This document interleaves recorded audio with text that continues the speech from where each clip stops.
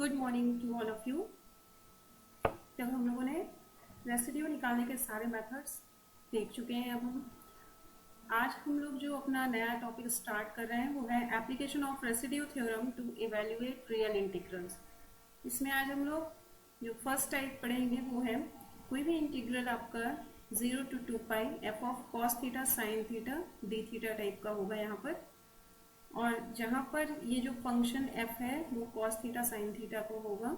ठीक है, इस टाइप के इंटीग्रल को सॉल्व करने के लिए हम लोग अपने कुछ सब्स्टिट्यूशन करेंगे, जहाँ पे z को हम लोग e to the power i theta put करेंगे, जिससे dz जो होगा वो हो जाएगा आपका i e to the power i theta d theta. यहाँ से अगर डी थीटा की वैल्यू निकालें तो डी थीटा आपका हो जाएगा dz अपॉन iz।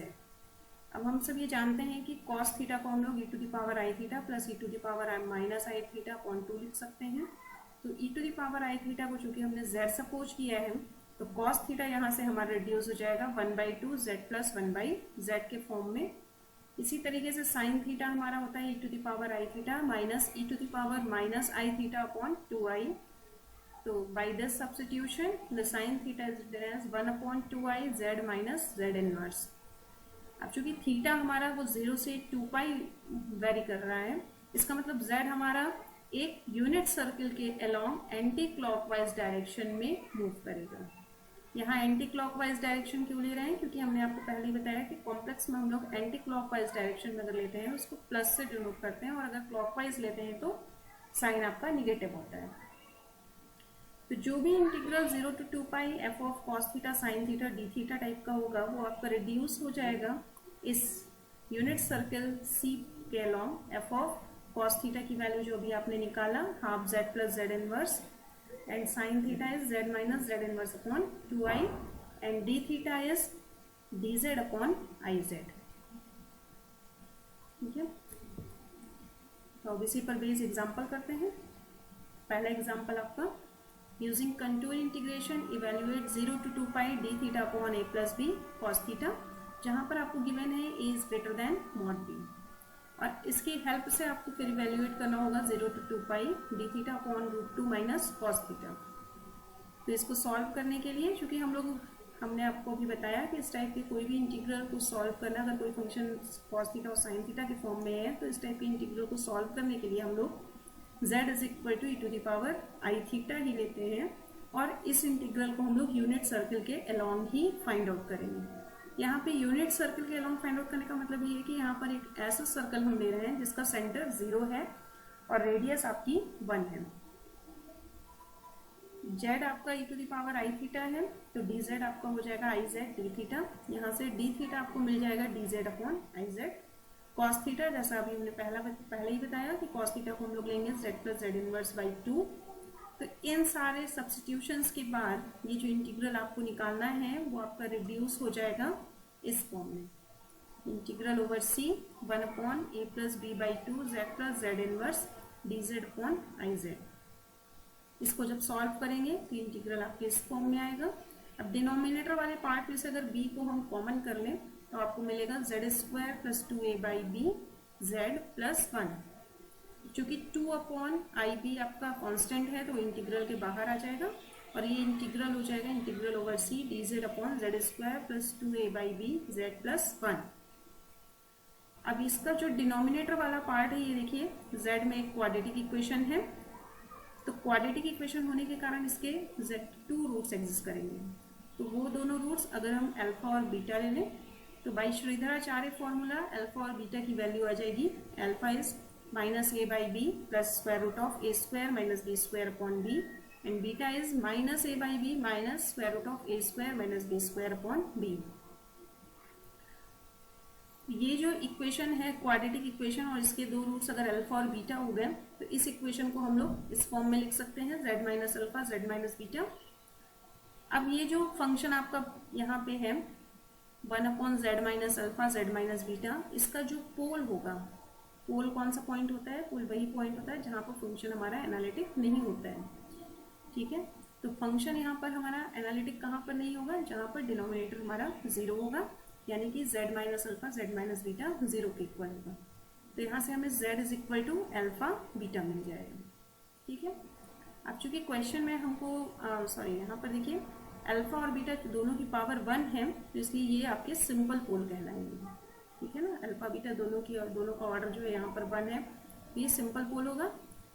अब जैसा आपको क्वेश्चन में दिया गया है कि a is greater than mod b, तो अगर इस प्रॉपर्टी का आप यूज कीजिए a is greater than mod b, तो यहाँ से बीटा वाले में देखिए a is greater than mod b, so minus a by b is greater than 1, okay, and square root of a square minus b square upon b is square root of a square minus b square is also positive, so mod of beta is greater than 1। ठीक है, अब alpha और beta चूंकि आपके root हैं, तो इस equation से अगर आप देखिए क्वाड्रेटिक इक्वेशन से, तो दोनों रूट्स का जो प्रोडक्ट होता है, अगर कोई quadratic equation ax square plus b x plus c type की है और उसके दो रूट अल्फा बीटा है, तो उनका जो प्रोडक्ट होता है वो आपका c बाई ए होता है। तो यहाँ पर c है आपका 1 और a भी है 1, इसलिए अल्फा इंटू बीटा आ जाएगा आपका 1। दोनों तरफ मॉड लीजिए, mod of alpha beta is equal to 1। इसी को आप लिख सकते हैं mod alpha mod beta is equal to 1। अब चूंकि बीटा आपका ग्रेटर देन 1 है और इन दोनों का प्रोडक्ट 1 के इक्वल आ रहा है, तो यहाँ से हमें मिल जाएगा कि अल्फा आपका हमेशा 1 से, मॉड ऑफ अल्फा हमेशा 1 से लेस होगा। ठीक है, अब यहाँ पर देखिए हमको इंटीग्रेशन निकालना है किस कर्व के अलॉन्ग, यूनिट सर्कल के अलॉन्ग। तो यूनिट सर्कल के अलॉन्ग जब हम निकालेंगे, यूनिट सर्कल को अगर हम ड्रॉ करते हैं तो सेंटर उसका 0 होगा, रेडियस 1 होगा। तो जो बीटा वाला रूट है, चूंकि मॉड बीटा आपका ग्रेटर देन 1 है, इसका मतलब ये जो बीटा रूट है वो आपके इस सर्कल के अंदर लाई नहीं करेगा, वो इस सर्कल के बाहर चला जाएगा। और अल्फा आपका मॉड अल्फा लेस देन 1 है, तो केवल अल्फा ही एक ऐसा पोल होगा जो कि आपके उस यूनिट सर्कल के अंदर लाई करेगा। इसका मतलब यहाँ पर रेसिड्यू हमारा सिर्फ alpha z is equal to alpha के अलॉन्ग ही एग्जिस्ट करेगा, z is equal to beta के अलॉन्ग एग्जिस्ट नहीं करेगा। ठीक है, तो residue of f z exist करने का मतलब यही है कि चूंकि इंटीग्रल आपको जिस कर्व के अलॉन्ग निकालना है उसके अंदर जो पॉइंट्स लाई करते हैं उन्हीं पर हम लोग रेसिड्यू फाइंड आउट करते हैं। तो residue of f of z at z is equal to alpha, चूंकि ये z माइनस अल्फा आपका एक सिंपल पोल है, तो इसलिए ये फॉर्मूला सिंपल पोल पर रेसिड्यू निकालने का फॉर्मूला हम लोग पहले जान चुके हैं। तो उसी से limit z tending to alpha z minus alpha f of z. यहाँ पर देखिए अगर एफ ऑफ जेड की वैल्यू रखिए 2/i/b times z minus alpha z minus beta, तो ये वैल्यू आ जाएगी आपकी 1/i square root of a square minus b square. So by Cauchy's residue theorem, Cauchy residue theorem आपकी कहती है integral along curve f of z d z is 2πi into sum of the residues. तो यहाँ पर सम of the residues की बात इसलिए नहीं आ रही है क्योंकि एक ही रेसिड्यू एग्जिस्ट कर रहा है, तो वहाँ पर सिर्फ एक ही रेसिड्यू हो जाएगा। तो integral i is equal to 2πi to r just 2πi और रेसिड्यू जो आपने निकाला वो हो गया। तो आपके यहाँ से इंटीग्रल की वैल्यू आ गई 0 to 2π d theta upon a plus b cos theta just 2π upon square root of a square minus b square. अब इसकी हेल्प से जो दूसरा इंटीग्रल हमें निकालना है 0 to 2π d theta upon root 2 minus cos theta, तो अगर इस इंटीग्रल को इस इंटीग्रल से कंपेयर करिए तो a की वैल्यू है रूट 2 और b की वैल्यू है -1। तो a is equal to root 2, b is equal to -1। अगर इस 1 वाली इक्वेशन में पुट करें तो आपको यहाँ से मिल जाएगा 0 to 2π d theta upon root 2 minus cos theta is equal to 2π upon root 2 minus 1 which is 2π।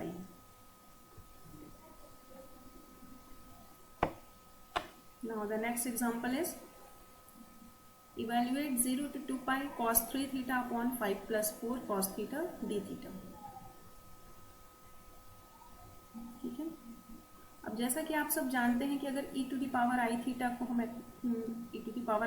हम लिख सकते हैं cos theta plus i sin theta, यानी e to the power i theta का जो रियल पार्ट होता है वो cos थीटा होता है और इमेजिनरी पार्ट आपका sin थीटा होता है। तो उसी प्रॉपर्टी से यहाँ पर देखिए ये जो e to the power 3i theta है, अगर इसको आप लिखिए तो क्या हो जाएगा, ये cos 3 theta plus i sin 3 theta. लेकिन यूज चूंकि इस इंटीग्रल में केवल cos 3 थीटा है इसका मतलब हमको e⁻³ थीटा का केवल रियल पार्ट कंसीडर करना है। तो इसलिए हम लोग यहाँ पर लिख रहे हैं रियल पार्ट ऑफ 0 to 3π, और cos3 थीटा को e⁻³ थीटा पाई प्लस 4, और cos थीटा को वही जो पहले हमने आपको स्टार्टिंग में बताया e⁻I theta plus e⁻−I theta by 2। तो 4/2 is 2, ठीक है। इसी को आप लिख सकते हैं रियल पार्ट ऑफ, देखिए यहाँ पर e⁻I थीटा को वही z आप सब्सटीट्यूट करेंगे, z is equal to e⁻I theta लीजिए, तो e⁻3I थीटा इज z³ हो जाएगा आपका। यहाँ पर ये z प्लस z इनवर्स, ठीक है, और d थीटा आपका हो जाएगा dz/iz। उसको जब सॉल्व करेंगे तो आपको मिल जाएगा real part of 1/i integral over c z³/2z + 1 z + 2 dz।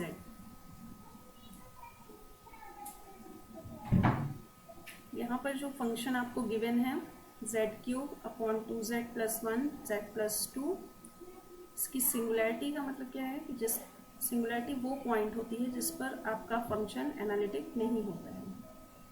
तो ये फंक्शन किस पॉइंट पर एनालिटिक नहीं होगा, जहाँ पर इसका डिनोमिनेटर वाला पार्ट 0 होगा। तो इसलिए डिनोमिनेटर वाले पार्ट को 0 करने पर ही हमें सिंगुलैरिटीज मिलेंगी। तो f ऑफ z की सिंगुलैरिटी हो जाएगी 2z + 1 z + 2 is equal to 0, that means z is equal to -½ and z is equal to -2। चूंकि यहाँ पर भी इंटीग्रल हम लोग यूनिट सर्किल के अलाउंग ही कंसीडर कर रहे हैं, ठीक है, तो केवल z इज इक्वल टू -½ वाला जो पॉइंट है वो आपके उस सर्किल के अंदर लाई करेगा, z इज इक्वल टू -2 आपके उस यूनिट सर्किल के बाहर चला जाएगा। तो फिर से वही पुराने मेथड से रेसिड्यू निकालेंगे z इज इक्वल टू -½ पर, और इस रेसिड्यू की वैल्यू आ जाएगी -1/24i। So by Cauchy's residue theorem, the integral over C f of z dz is 2πi into sum of the residues, which is -1/24i. So this will imply the integral is equal to -π/12। यहाँ तक अगर आपको कोई भी problem या कोई भी doubt है तो आप मुझसे अलग से डिस्कस कर सकते हैं, पूछ सकते हैं।